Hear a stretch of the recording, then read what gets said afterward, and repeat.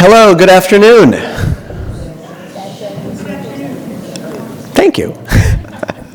Welcome to our new season of our Book and Film Club here at Beth Tzedec. My name is Danielle Silverman. It's my pleasure to be here with all of you and to, on behalf of myself and my very dedicated lead volunteer, Rosalie White, welcome you to today's first review of the year. I do just want to give Rosalie a little additional airtime. Rosalie is a wonderful partner in making sure that everything to do with both our reviewers and our sponsors happens smoothly and efficiently, and that everybody gets the information that they need well in advance. It really would not happen without you, Rosalie, so thank you very, very much. She's not in the room. No, she just stepped out. Yeah. We're recording, so I will make sure we cut this and get it to her. Today's review, which I'll introduce Elaine and the book in a moment, but today's review is generously sponsored by Amica on the Avenue. I'm thrilled to have a couple of folks here from Amica. Susan's going to say a couple of words about the residents, and then we will do the draw for the basket. It's all yours. Well, good afternoon, and thank you so much for having us. My name is Susan, as Daniel mentioned. I'm assisting and supporting Amica on the Avenue with Carrie. Carrie just joined us on Monday, so that's why I'm speaking today. Is anybody here familiar with Amica on the Avenue? I know one person had their mom living with us, all right? So a few of you are. If you're not familiar with us, we're just located on Avenue Road, just north by 2 blocks of Eglinton, so just north of Eglinton. We've been there for, I think, just over 14 years. And are really privileged to support our residents with offering independent living, but also a full continuum of care that goes to end of life, including palliative care. So we have a really wide spectrum of support that we're able to offer, and we really value our residents' independence. So whatever we do, it's really with the understanding of who our residents are, how they've enjoyed living their life, and want to continue to do so, and then with us adding that supportive care and the amenities and services that we offer. So we offer full support with care. We offer all-day dining, activities, excursions. So there's a lot available to our residents if they'd like to participate. And again, we value them so much. So we really enjoy the ever involvement of our community, with the new residents that move in. Along with the independent assisted living care that we have, we also offer short-term stays. So I know this is a younger crowd, but if ever of somebody who perhaps is looking for some respite support, if they have a surgery, hip or knee or whatever that might look like, or just looking for a staycation, we do that. So you're welcome to give us a call if you'd like any more information. And then the last thing I'd just like to add is that Amica likes to be part of the community, and we are sponsoring the David Blackwood exhibit at the AGO, the Art Gallery of Ontario, this October. And then in November, we're also sponsoring the National Ballet of Canada. So if you're going to be at any of those, please come and say hello to us. All right. If anybody has any questions, you're welcome to come and see us or give us a shout. I think we left information on all the tables. All right. Thank you. And so now we're going to do the fun part. Yes. When do you expect the facility on Avenue Road to be finished? Sure. So just for everybody, this lady was asking about Amica Balmoral. So if you're familiar, it did exist before at Avenue Road just south of St. Clair. It is under construction. We're on track. It'll be 13 floors. We're just at number 11 right now, so I've been told. Presentation Center will open up this October, early November at 1 Balmoral, which I think is at Yonge and Balmoral, if I'm not mistaken. Oh, Avenue Road in Balmoral, thank you. Obviously, I don't drive by there very often. And then the actual community is scheduled to open in the fall of 2026. And they will, yeah. Once they get the outside done, the inside is much quicker. Yeah, so we're on track, so fingers crossed. Thank you. All right. Okay, no looking. All right.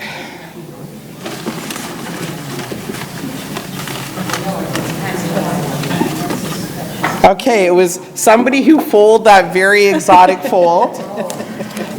Let's see who that belongs to. Jennifer Dale. All right. So that works, does it? Yeah. That's wonderful. Congratulations. Enjoy. All right. Thanks, Daniel. Thank you. All right. Have a great afternoon. You as well. Bye, everybody. Thank you very much. All right. Just before we bring up Elaine, a couple of other very quick things. Number one is for our next review, whether you're signed up for the whole series or interested in our next review is going to be a film. Adam Naiman, who teaches film at the University of Toronto, will be a reviewer. The film is called Phoenix. It came out in 2014, not to be confused with another film called Phoenix in 2023, which is a horror film. I understand there's been some requests to do a public screening here before the event. Unfortunately, the movie studios have gotten much stricter about licensing and licensing fees, so we're not going to be able to do that. But what I will get to you shortly is specific directions how to go and find it. It's available online for purchase for like $3 to be able to watch it on YouTube, on another non-subscription platform, and I believe it's also on Apple TV if you're already an Apple TV subscriber, but you don't need to sign up for a platform to be able to watch it, but I pledge to you I will get you direct links. Click on this, it will take you right to the page where you put in your payment information and you're off and ready to go. I wanted to also point out a couple of other book events happening in the next couple of months at Beth Tzedec, not directly under the kippah of the book club. One is we'll welcome back author Mitch Albom on Thursday, October 16th. He has a new book out, and we are fortunate to once again be his Toronto book tour stop. That's the day after all of the Chagim end, after Simchat Torah. And then on Tuesday night, November 4th, we're going to welcome author and podcaster Dan Senor. Dan's written two books about Israel, one called Startup Nation about 12 years ago, and the other a year and a half ago called The Genius of Israel. And he'll be our guest for a big 70th anniversary celebration program for Beth Tzedec. I'll also remind you that it is the season of membership renewals, if that's something on your radar that you have not yet done. It's also the season of our annual High Holiday Appeal, so whether you are a member of Beth Tzedec or not, I would encourage you to consider, if you have the ability to, a contribution to our annual High Holiday Appeal. We run hundreds of programs a year, as well as daily services, as well as all of the pastoral care and support that we offer. And we do it for our members and for the community, but we could not do it without the financial support of our members in the community. So I will give you some food for thought around that. And if you do want to take care of your membership after this is done, my colleagues in the office right across the hall would be very happy to help you. So on to the subject at hand. We are thrilled to welcome back Elaine Newton as our reviewer. A few words about Elaine. She is Professor Emeritus of Humanities, Literature, and Psychology at York University and a former book critic for the Globe and Mail. From December to May, Elaine is visiting Professor of Literature and Film at the Artis Naples in Naples, Florida, where she's been a lifelong learning favorite for more than 25 years. Today, we're thrilled to have Elaine back with us to review Safekeep by Yael Van Der Wouden, a very important, and as for those of you who read it, you likely got the sense, perhaps a unique selection for a book club event at a synagogue of all places. But Elaine felt very strongly, and we agreed that this is a book that is an important book for people to be exposed to and to hear about. So without further ado, it's all yours, Elaine.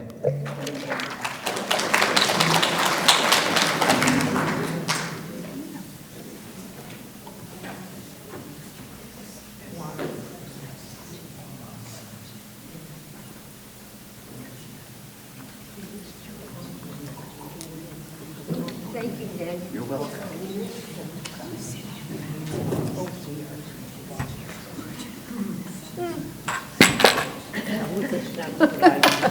Yeah. To make sure it's safe, that's all. Well, who needs this anyway? Well, welcome back, everyone. This is wonderful. I want to tell you, to begin with, how really pleased I am to be able to be here with you today and with this book. Those of you who know me well enough know that I shouldn't be here at all. I should be down at TIFF, where I have spent the last 8 days from 7:30 in the morning until 10 at night, and to have missed a whole day is just unheard of, unthinkable, except that when Daniel and Rosalie agreed to this book, I couldn't say no. I haven't talked about this book before publicly. I have certainly talked about it to anybody who would listen for 3 minutes.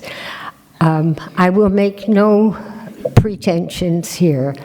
I think this book is a must-read. What is it about? It's about dispossession. It's about ownership. It's about obsession, compulsion. It's about the clash of cultures, fortunately in a nation that is not ours. It's about 2 women, hugely flawed, both of them, who have grown up under very different circumstances and who shouldn't have ever met, and who come to love, and that's what I think the book is really about. It's about love and the various forms of love. And for those of you who haven't read it, I'm sorry, I'll be full of spoilers because I can't talk about a book without talking about the whole of it. I want to start with Yael Van Der Wouden, and I want to start with her because this book comes from her heart and her soul, but also you have to know her history to understand this book. The book is set in Holland, in the northeast part of Holland, a part of Holland that did not escape the Nazi invasion, but was not the recipient of any of the worst of the bombings or the famine that did hit Holland during World War II. But it's set in this sort of privileged northeast part of Holland, 15 years after the armistice. So you all have the time and the place. Okay, Yael Van Der Wouden, this is her first book. This is her debut novel. As such, it placed second for the Booker Award last year, second only to Percival Everett's James, which I think was undoubtedly the best book of the year, and nothing was going to beat James as a crucial book in literary terms, but also in cultural and human terms. But she did win the Orange Prize this year, which is the book that's given for the best book in English. Everybody, her name is Yael Van Der Wouden. She writes in English. You did not read a translation. This book was originally in English, has been translated into by now 20 or 30 other languages. But the book won the Orange Award this year for the best female writer in English-speaking world. She is the first Dutch writer to have ever been considered for the Booker, not the Booker International, but the Booker, because of course she writes in English. So the Booker is for all books written originally in English. And she is the first anyone from Holland to ever have made to the final list of the Booker, and most certainly the first woman ever to win the Orange from Holland. So here she is, 38 years old, her very first book, with a name that probably has stifled you all. How do you get to be Yael Van Der Wouden, right? Okay, this is how she did that. Her mother comes from Vienna. The family moved to Israel. She was born in Israel, so she's a citizen of Israel. She's the oldest of 3 daughters to her mother and father's family. But her father is Calvinist Dutch, born in Amsterdam, long lineage that goes to the northeast of Holland, where that side of the family, and thus her grandparents, still live. How do you get to have a Dutchman and an Israeli meet and marry and produce 3 daughters?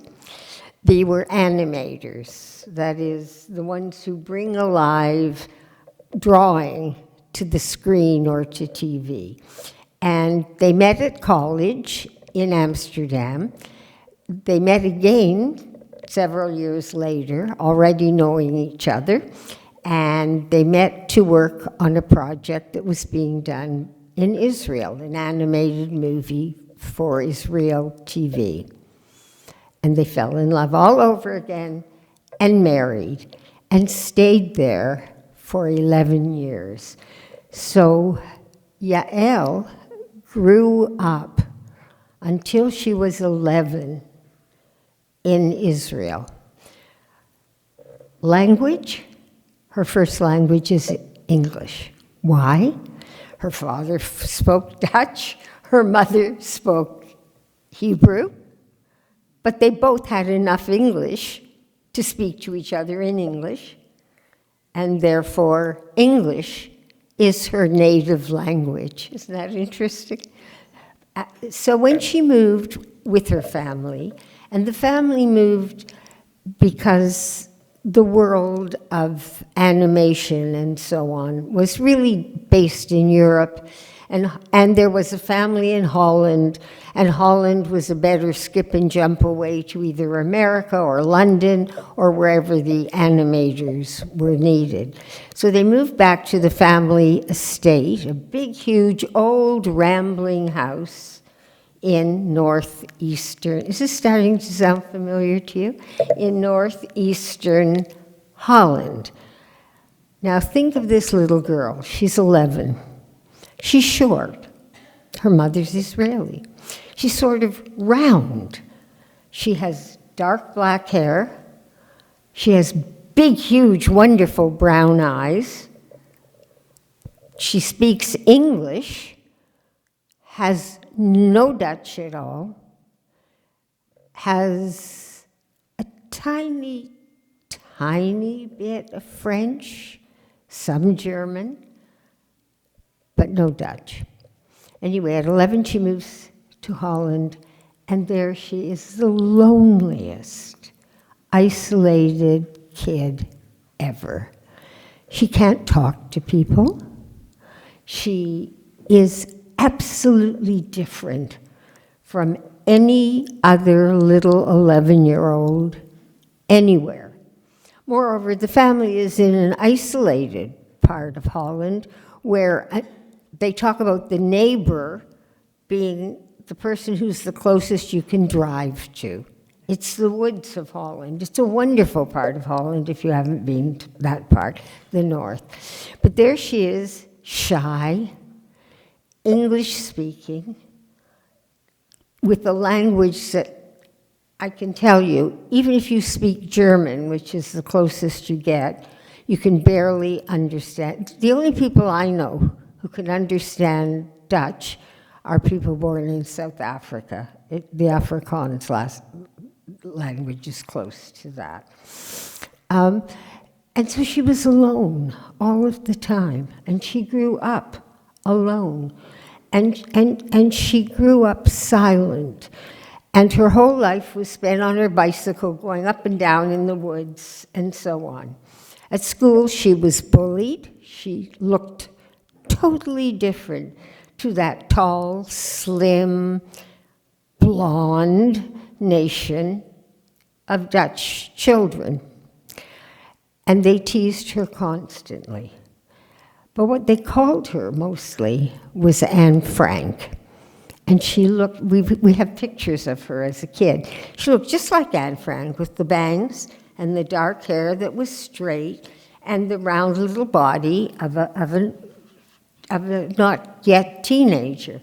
And so they kept calling her their Anne Frank. And she kept saying, why did they do that?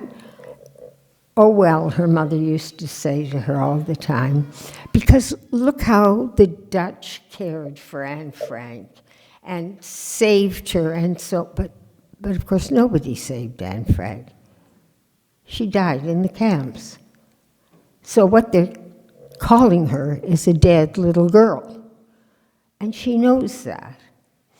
Anyway, she does grow up. She does very well in school. She's brilliant, absolutely brilliant.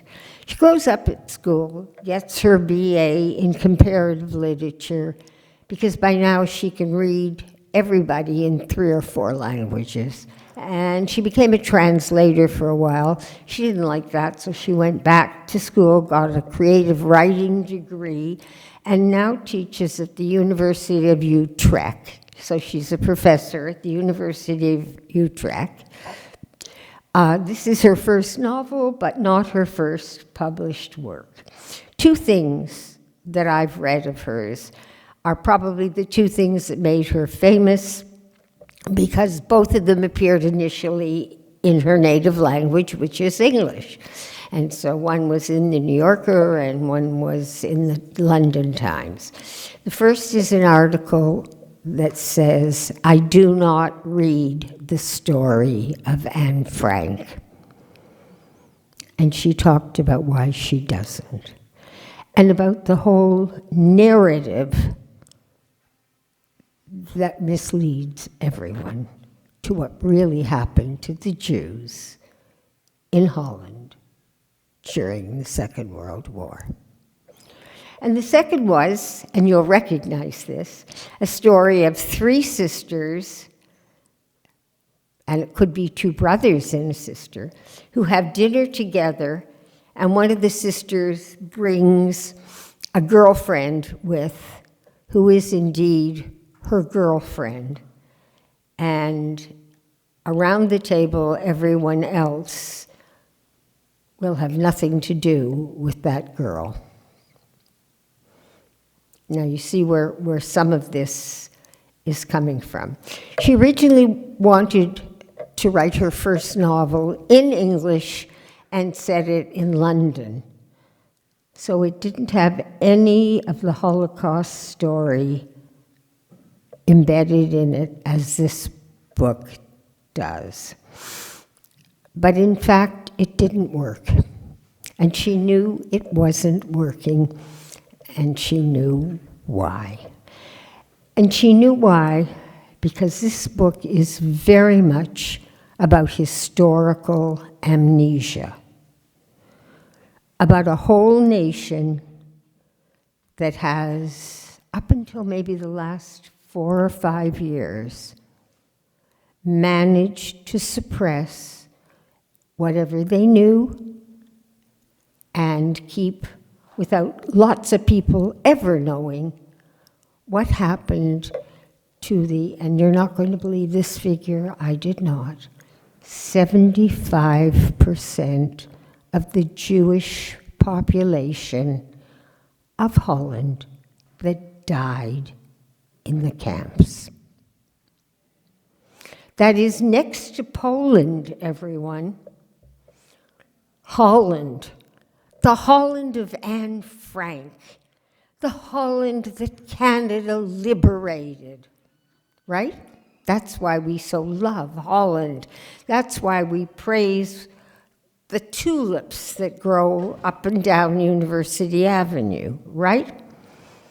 That Holland disposed of, watched being carted away 75% of their Jewish population, the largest in the world next to Poland. The ones who came back were not wanted. They were not wanted. They had been dispossessed. Their homes, their valuables, their lives had been gone and were given to those people who were elite enough and had enough money to take over their homes and their possessions. Those were never given back. Now, if you look at the history of Hungary, the history of Greece, the history, heaven help us, of even Poland, the Jews were in the end welcomed back.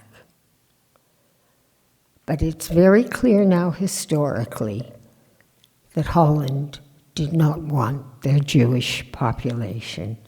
And so what was a thriving, wonderful, and mainly Orthodox Jewish population is no longer.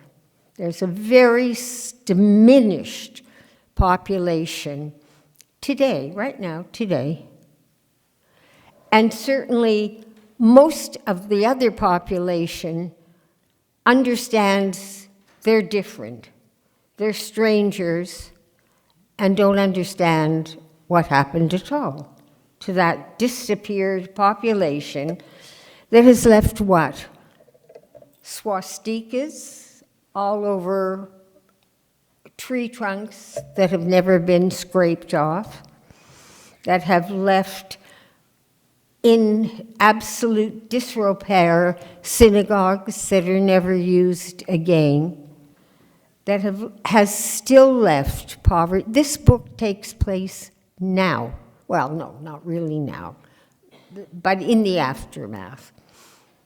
But the squalor and the poverty and the penury that she lives in, that we find out at the end, when we read her diary. And what do you think she's doing with the diary at the end, huh? Never mind Anne Frank's diary.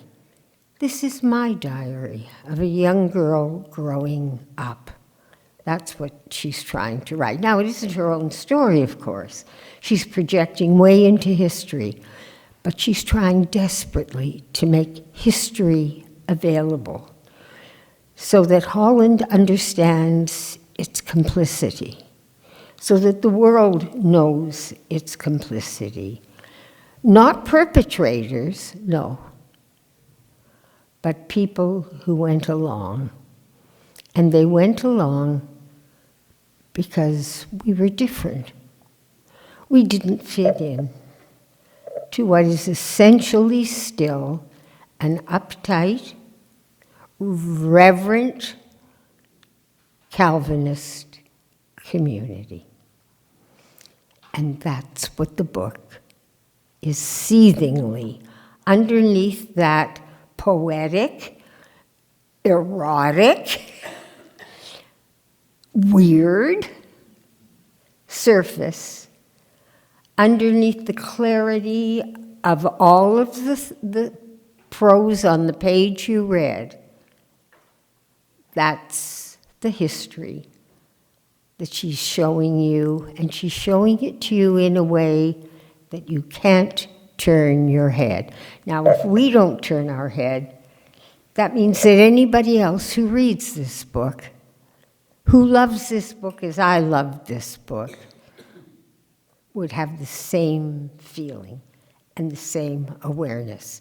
Hence, her name, Yael Van Der Wouden, because as she says, she is the joining of the two cultures herself. But she knows what she's writing about, and what she's writing about is really quite wonderful. This is a book that has scenes in it that you will always remember. They will haunt you. The book is often chilling, and it's rarely funny. And yes, it is sexually pornographic because it's about passion and about obsession, and it's about the fact that that is way beneath the surface. It's a book that gives you two central characters that you don't like at all. Am I right? How can you like Isabel? She's an uptight, snobby, rigid, obsessed woman who has only one thing in her life, and that's to keep her house safe, to make it remain exactly as it was when her mother died 11 years before. She does not eat on the plates. Her brother says, "Why don't you ever use those lovely plates in the cabinet?" They are not for touching. They are for looking. That's her response. She inventories everything, constantly accusing maids and cleaning women of stealing from her or misplacing things. She is critical. She is obdurate. Her routine is absolutely rigid. The baker, the tailor, once a month to the lawyer who gives her her allowance. Her life is routinized. She is an absolute model Calvinist without all the religious trappings. That's what she is. That's the mentality she has. Now, Van Der Wouden in an interview has said, "I'm not stereotyping here. I'm not mocking her. Those are the people who I grew up with. That's who they were. This is their sensibility." And here's my point as a critic. This book is brilliantly structured so that you understand what she's saying.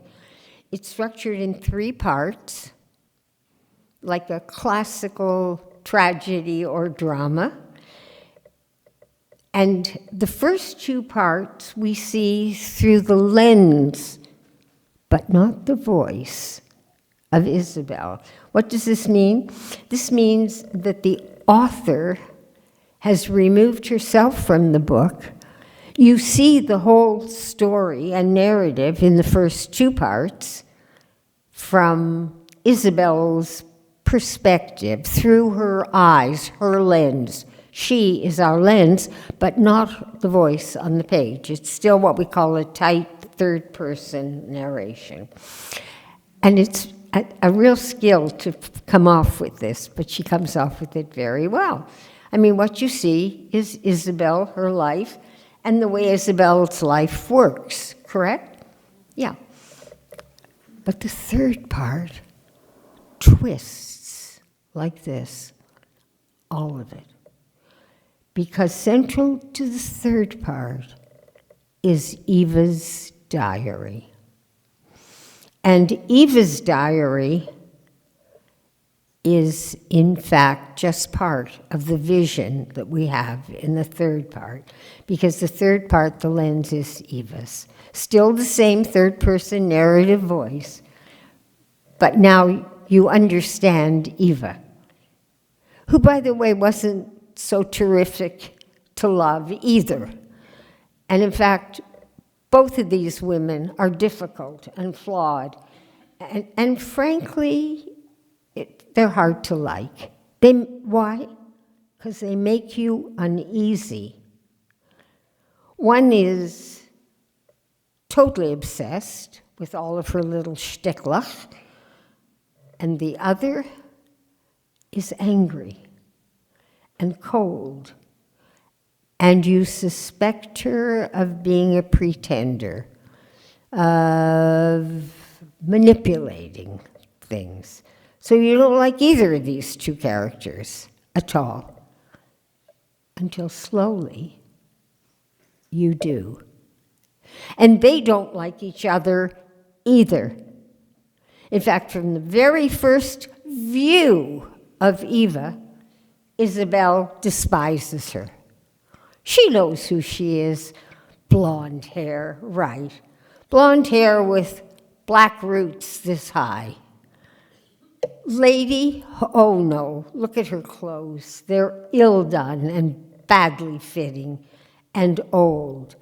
Taste? What is to be said with what she did with Louis's apartment, with the draping of all kinds of very cheap cloth to make it look dramatic? And what can be said of the woman who, in a small little girlish voice, is so naive at the table, at the dinner, and who's never tasted oysters, and who doesn't know how to read a menu, and who never thinks about this or that because she doesn't know, and who is wide-eyed and fawning over Louis, who we don't like very much either. You know, he's a womanizer and a gadabout, and so we're not liking him either in the book. But it's Isabel's feeling of disparity. She despises her. But of course, you know what she's despising, don't you? She's despising her feelings towards that other, the outsider who Holland really was not so sad to send away, cart away to the camps. On Eva's part, beneath the surface of this fawning little girl who doesn't know a thing is a brilliant, scheming woman who knows exactly what she wants. People marry, she says at one point, for all kinds of reasons that aren't love. And that's a line from the book. So this book is full of scenes. That dinner party scene just got me.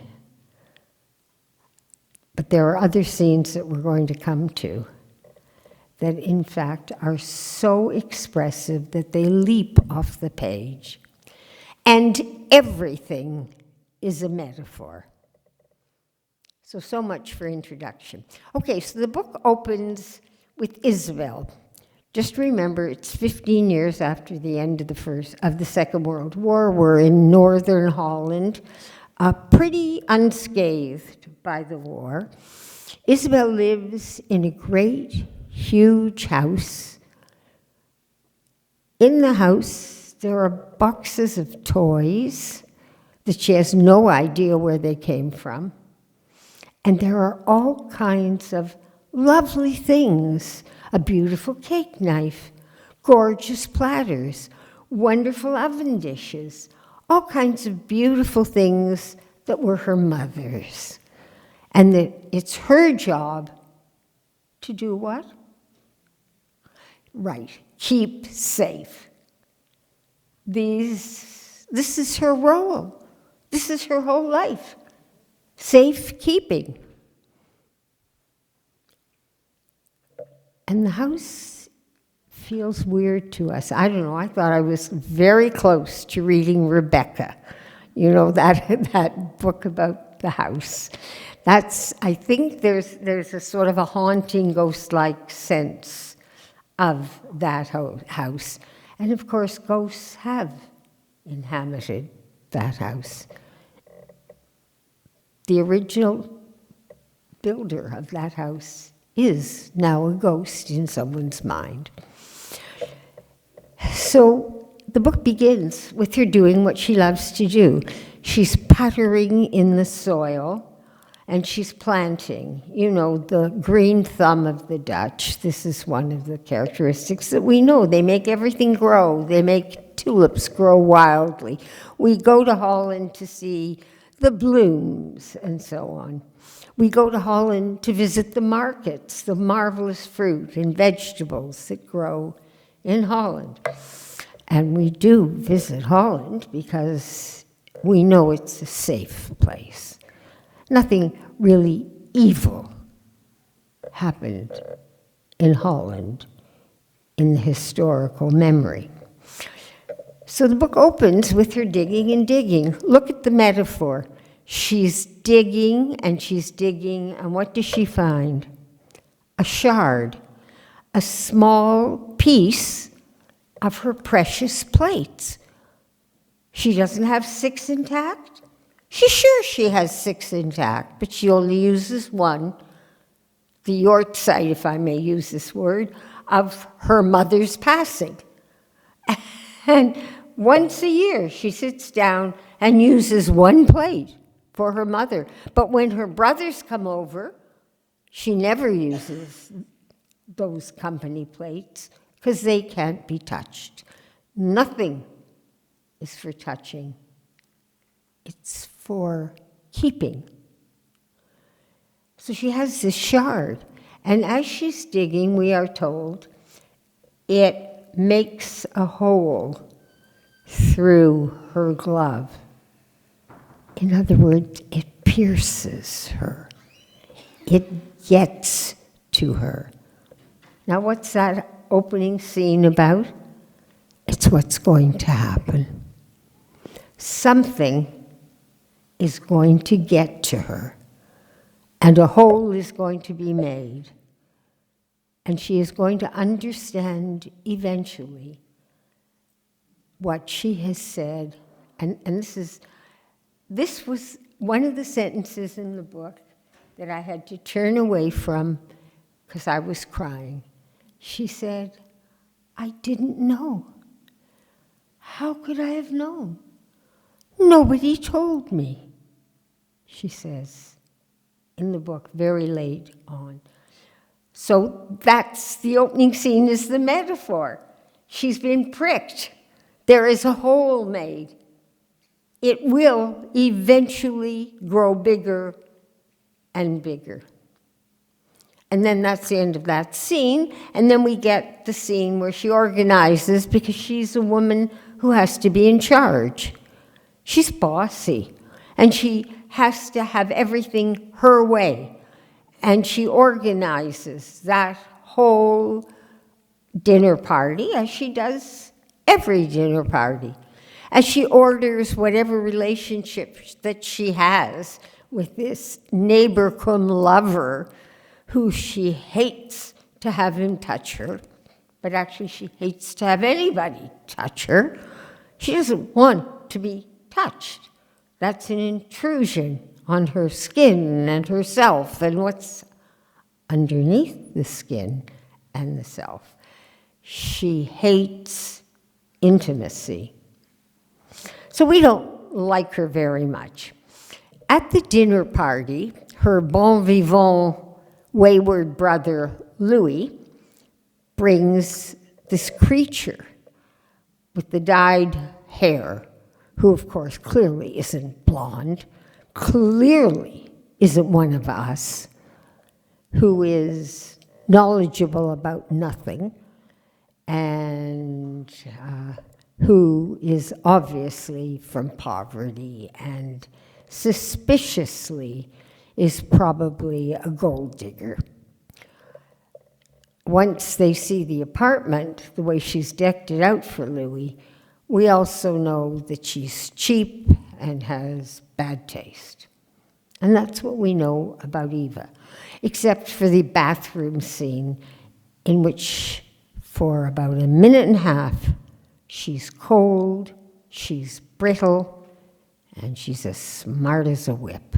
And then all that closes down, and she becomes this fawning little poor girl who the brother has schlepped, that's the word, along to dinner because this is the newest of his paramours. And she says, Isabella says in the bathroom, "You are not going to last," remember? And the answer is, and this is the first shred we have, that Eva is not as she seems. She looks at her coldly and she says, "You wait, you'll see." And so Eva's little scheme, and we don't know she did this as a scheme until the end of the book, but until we read the diary, which is why the diary is the revelation, as everybody thought Anne Frank's diary was the revelation. Well, her diary is a different revelation. And when we read, when in fact, by chance, Isabel reads the diary, and by the way, wasn't that clever the way she opened it, and there were only blank pages, and of course every one of us said, "Turn it over, you read the different way when you read Hebrew," right? You go the other way in a prayer book. And of course she finally discovers that.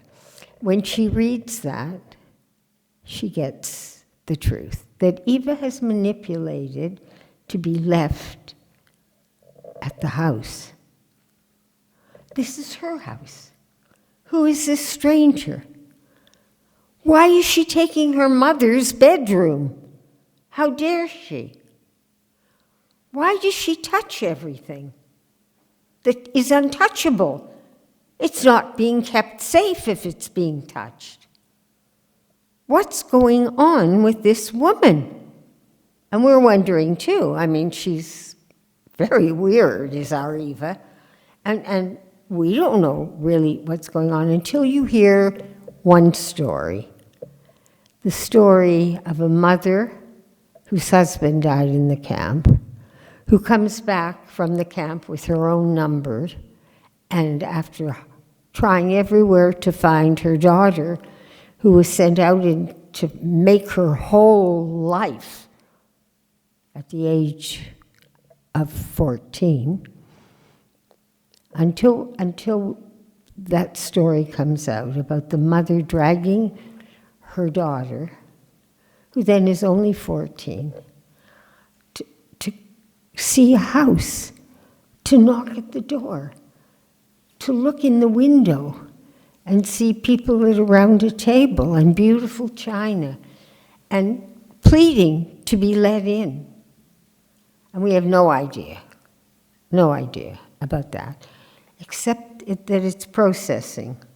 And you're beginning to realize that to keep it safe, to keep oneself all tight and inside oneself, and unable to even be touched by the man who would love to be your lover, to make arrangements that he never come into your house, because no one comes into your house.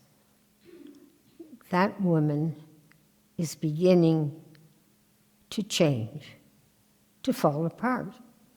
She has no idea what's going on. And the truth is, we haven't the real idea what's going on until then comes the pear scene. Now, if you had a hardcover book, what you see on the cover are just two pears, like this. Okay. Anybody hold? Sorry, I don't. That's what it looks like. Two pears. Okay. Thank you. Thank you. And we call this the pear scene. Now, go back, and however you read the book, read the pear scene with the knowledge you have now, and realize what that scene is. Realize the name of the other central character in the book. Her name is Eva, Eva, Eve.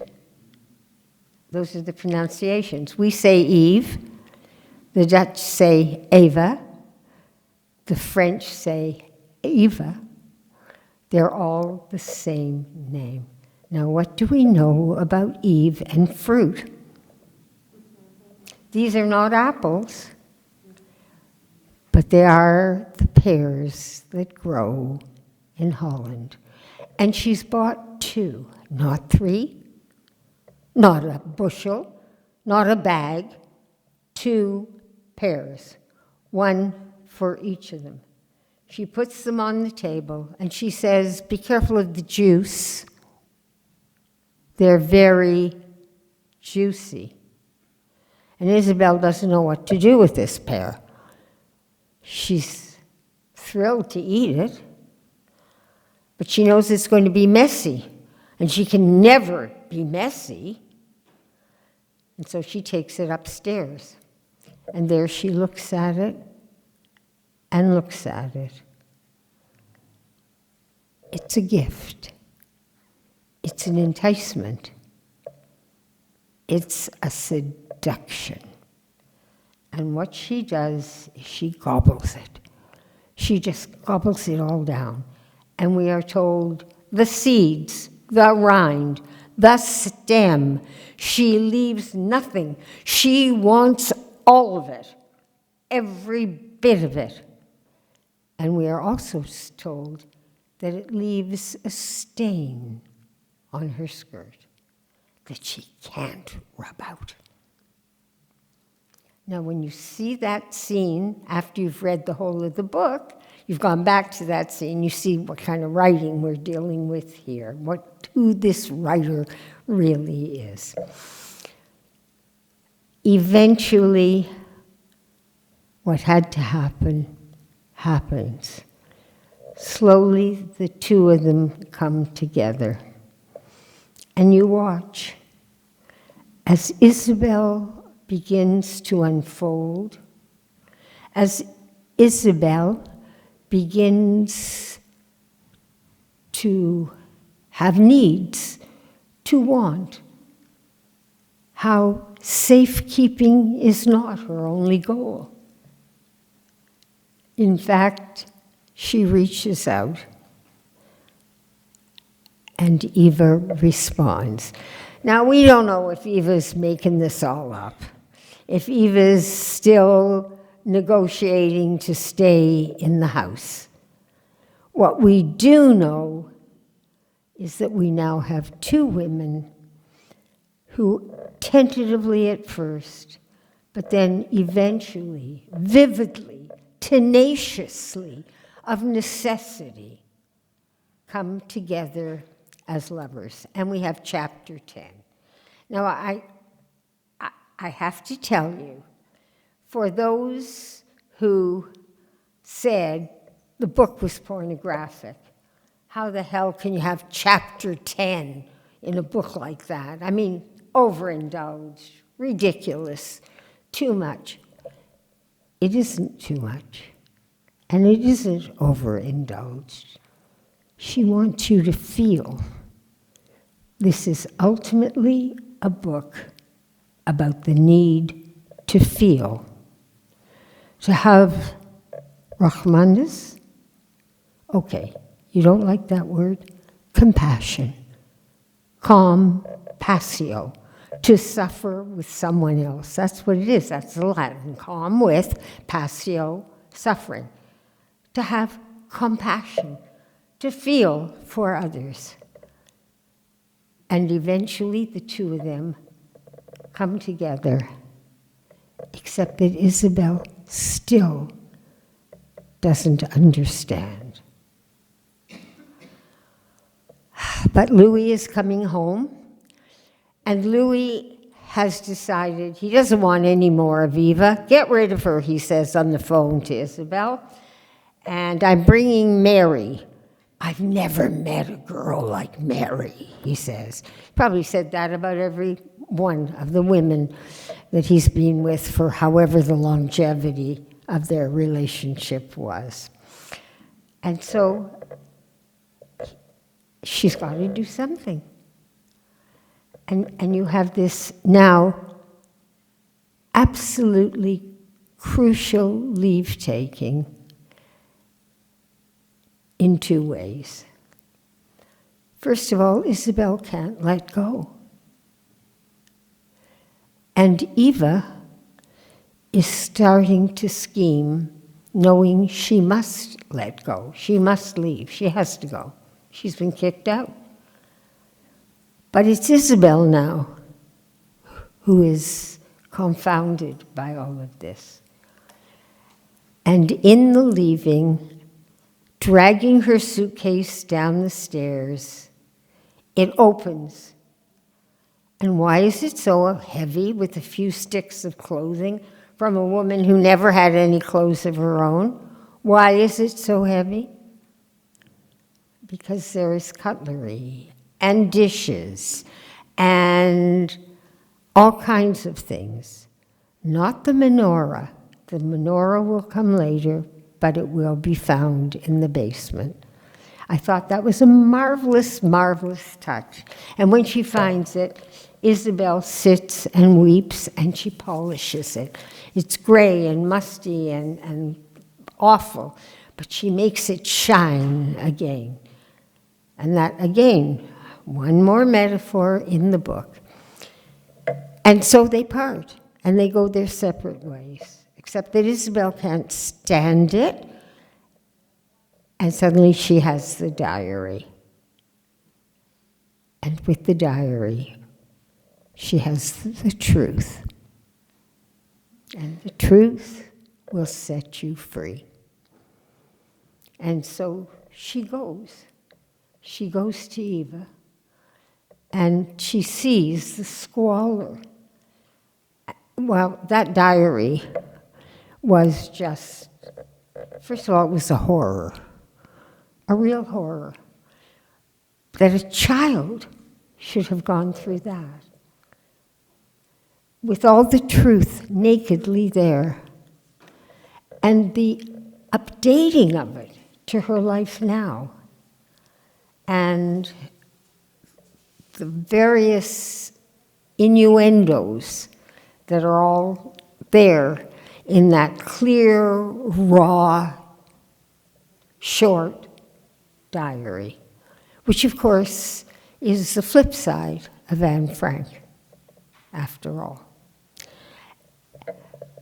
And you remember, of course, in the reading, that Eva will have none of her, and turns her away. I want to leave time for questions, so I'm going to jump a bit to the ending. The ending absolutely laid me flat. Isabel is devastated. She knows that Louis, the eldest, the male, will inherit the house. She goes to her uncle who owns the house and on whose death the house will be passed on, and she says, women can also inherit. And he says to her, oh, don't be silly. You'll get married, and you'll have children, and you'll go to your husband's house. And her answer chokes her, because it's really hard to tell the truth. But she does. And she says, I'm never going to marry. Laws of Holland will not allow me to marry. I'm like my brother, Henrik, who is going to go back with Sebastian, his partner, to Sebastian's people, who will accept him. Whereas my mother wouldn't accept Sebastian, and I never accepted Sebastian. But I was wrong. If you love, that person is the other half of your life. She says, please, please, uncle. Louis will never marry. He is fickle. And he's rich. He's a shipping merchant. He doesn't need this house. I have taken care of this house for 10 years. I have kept it safe. I have inventoried every stick and dish and piece of cutlery. This is my house. Let me inherit this house, because otherwise I will have nowhere to go. And later we learn that Louis does that, and she becomes the legal heir to the house.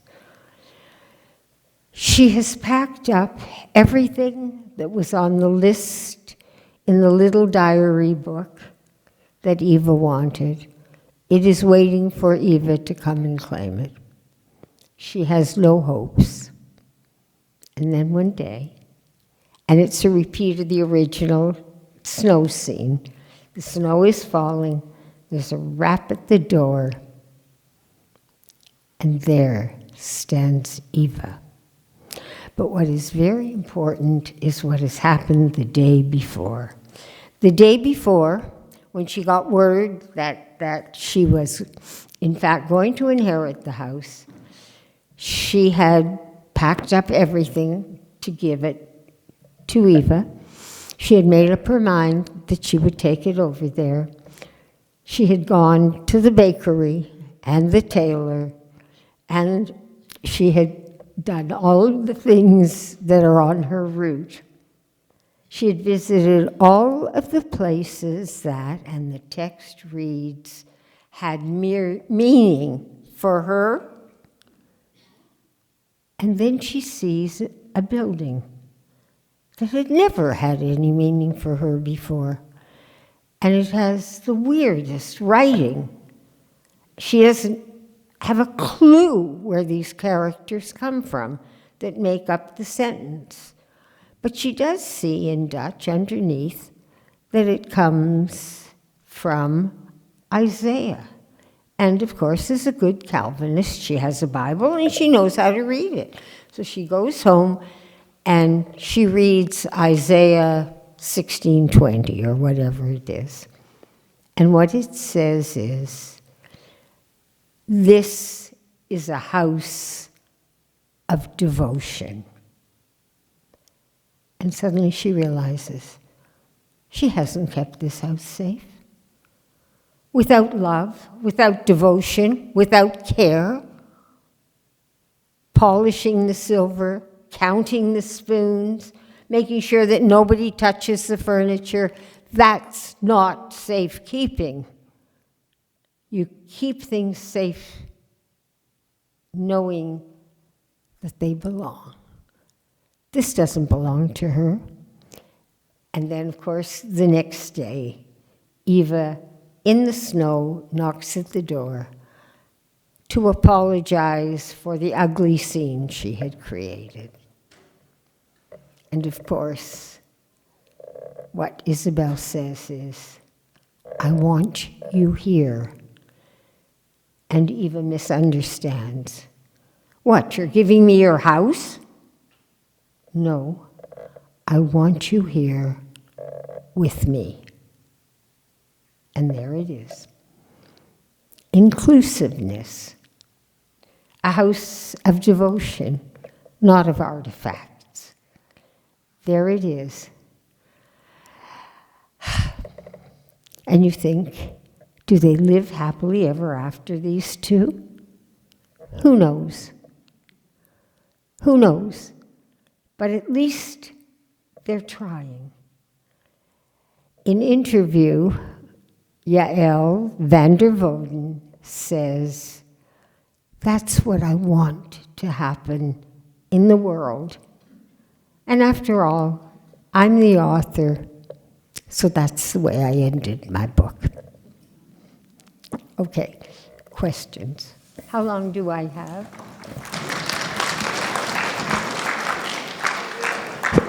First of all, ooh, this is loud. Is this one? This is more reasonable. For questions, I'm going to come around. I'd like you to ask into the microphone so that everybody in the room and those online can hear. The other thing I just want to let everybody know is at 3 o'clock, we are apparently testing our newly installed emergency PA system. So we will, let's set ourselves a 15-minute timer from now to wrap so that if you want to leave the building by then, you're not subjected to whatever sounds might be coming through from there. Questions? I don't have a question, but I want you to know that after I finished this book, I was absolutely mesmerized, floored. I told everybody I knew that they had to read this book. I knew there was something about this book that was brilliant, that was unbelievable, that was amazing. I was shocked at the sexual scenes, and I was wondering what that was doing in a book club for the synagogue, but I eventually found out. But I have to tell you, since listening to you, I feel like crying because it was such a wonderful presentation you gave. I'm going to go back and read this book again. It's That's worth what we all two have to do. readings. Because I missed so much, but yet I knew it was there. I wasn't smart enough or astute enough as you are to bring it to the forefront. But I just want to thank you for that, and I'm going home to read it again, absolutely. It's worth reading again, people. You'll find a whole other world beneath the surface. It really is. Thank you. Thank you. I felt the same way. Oh, you're so quiet. Okay. Please, Shana Tova, all of you, and in good health. And I'm going to see you again in June. And I can't tell you what the book is going to be, because I have to read 10 more books before I decide which one we'll do. Elaine, thank you very much, as always, for being here, for such a wonderful presentation. Thank you to all of you for coming. I know this is a particularly busy time of year for everybody, but with the holidays eating up 4 straight Wednesdays, we had to start before the Chagim. So I'm very appreciative of you being here this early in September. And our next gathering will be, what is the date of it? I think it's the 22nd of October, where once again, as I mentioned before, we will be having Adam Naiman reviewing the film Phoenix from the year 2014, which I will send you information about how to find it directly in the next day or two. Shana Tova, thank you for being here, and thank you for a wonderful start to our year.